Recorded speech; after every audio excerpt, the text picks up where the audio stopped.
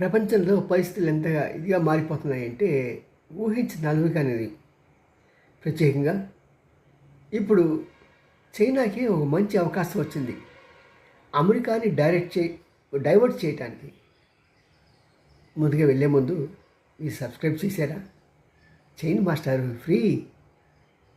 బాగుంటే లైక్ చేయండి, షేర్ చేయండి. ఇంకా అన్నట్టు మర్చిపోయాను, పక్కన బెల్ ఐకాన్ ఉంది కదా, దాని కనుక మీరు ప్రెస్ చేశారనుకోండి, మా దగ్గర వీడియో తయారైన మరుక్షణం మీ దగ్గరికి వచ్చి మీకు ఇండికేషన్ ఇస్తుంది.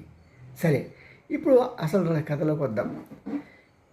పాపం ఇజ్రాయెల్కి అమెరికా ఫుల్ సపోర్ట్ ఉండటం మూలంగా ప్రపంచంలో ఏకాక అయిపోయింది ఇరాన్.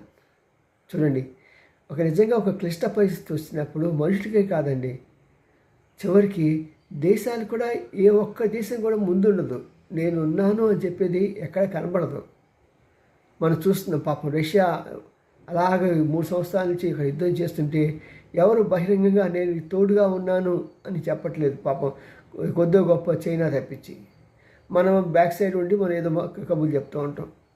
అలాగే మారిపోతున్నాయి. మరి ఈ మారిపోతున్న ఈ స్టేజ్లో చైనా ఇరాన్కి సపోర్ట్ చేయటం మొదలెట్టింది. Good strategy. ఎందుకంటే తైవాన్ దగ్గర మరి అమెరికా, నువ్వు కనుక నన్ను అక్కడ తైవాన్ ఏమైనా చేసావంటే నీకు డొక్క చించేస్తాను అని చెప్పి వార్నింగ్లు ఇస్తుంటే, మరి ఈ స్ట్రాటజీ చాలా బాగుంది.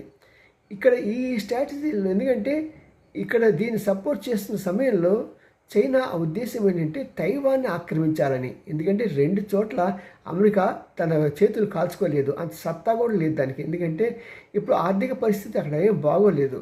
ఇప్పుడు చూడండి, ఆయన వచ్చిన తర్వాత అతలాకుతలమైపోయే పరిస్థితులన్నీ కూడా. కొద్దిగా ఒక 5-6 నెలలు ఆగామంటే అక్కడ ఫైనాన్స్ ఎంత పడిపోయింది అనేది మనకి స్పష్టంగా తెలుస్తుంది. ఎందుకంటే అప్పుడు రిపోర్ట్స్ వచ్చేస్తాయి, దేశ ఆర్థిక పరిస్థితి ఎలాగుంది అనేది. అది వచ్చినప్పుడు అమెరికా ఏం కోల్పోయింది, కేవలం పరువు కోల్పోవటమే కాదు, దానికి ఒక ఇమేజ్ని కోల్పోవటమే కాదు, ఆర్థికంగా ఎంత నష్టపోతున్నారని కూడా తనకి తెలుస్తుంది. ఎందుకంటే అమెరికా బతికేది ఆయుధాల మీద, ఆయుధాల వ్యాపారం మీద. మరి అలాంటి సమయంలో తైవాన్ని కనుక ఆక్రమిస్తే, ఇంతవరకు అమెరికా దాని గురించి మాట్లాడలే. ఒకప్పుడు నేను చెప్పింది, నేను నీకు తోడుగా ఉంటానని. అదేవిధంగా సౌత్ కొరియా దగ్గర చూసుకుంటే అక్కడి నుంచి రౌడీ మామూలు తీసుకుంటూ కూడా దాన్ని ఏమి చేయట్లేదు. ఎందుకంటే నార్త్ కొరియా దాన్ని విశేషంగా వాయిస్తున్నది. మరి ఇలాంటి సమయంలో అమెరికాని ఏకాకి చేసి రష్యా, చైనాలు ప్రపంచ దీంట్లో ఆధిపత్యం కోసం ప్రయత్నం చేస్తున్నాయి. చూద్దాం ముందు ఎలా ఉంటుందో. బాగుంటే లైక్ చేయండి.